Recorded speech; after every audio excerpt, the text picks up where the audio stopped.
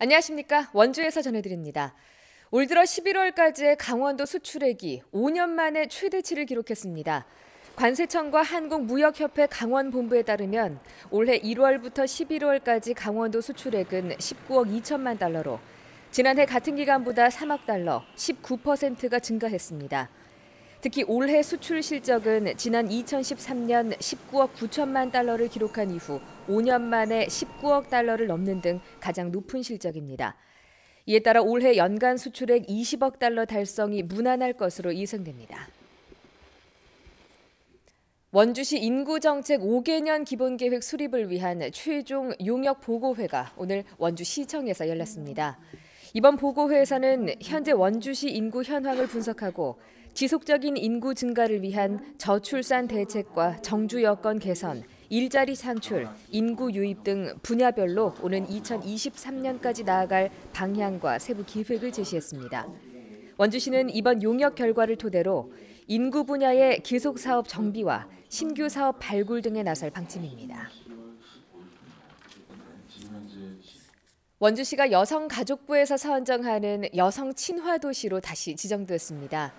원주시는 지난 2013년 12월 여성 친화 도시로 지정된 이후 여성과 가족이 행복한 도시 원주를 슬로건으로 양성평등 정책 추진 기반 구축과 여성 친화 공간 조성, 여성 안심 보안관 운영 등 다양한 정책을 펼쳐온 점이 높은 평가를 받으면서 오는 2023년까지 여성 친화 도시 자격을 유지하게 됐다고 밝혔습니다.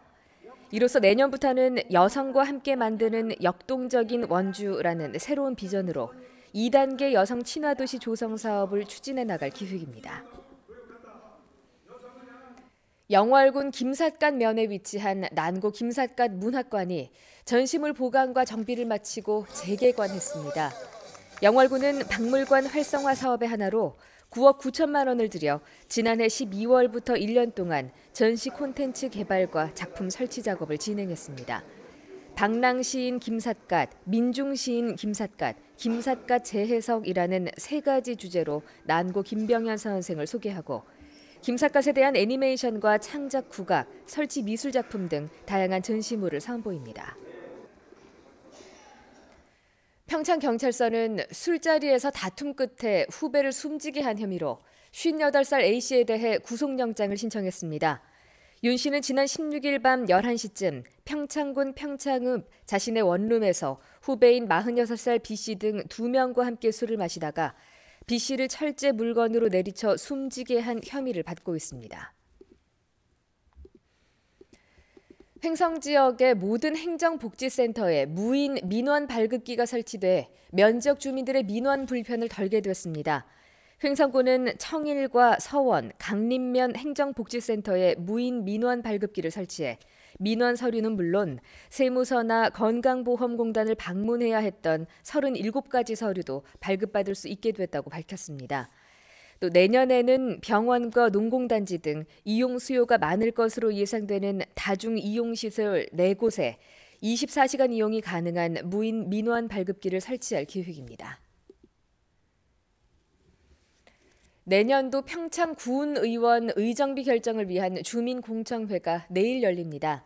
이번 공청회는 군의원 의정비가 4,300만으로 잠정 결정돼 기존보다 36%가량 인상됨에 따라 지방공무원 보수 인상률인 2.6%를 초과하게 되면서 열리게 됐습니다. 공청회에는 주민 200여 명이 참여해 의견 제기와 질의응답, 종합 토론식으로 진행됩니다. 평창군 의정비 심의위원회는 주민 의견을 반영해 내일 군의원 의정비를 최종적으로 결정할 예정입니다. 지금까지 원주에서 전해드렸습니다. 고맙습니다.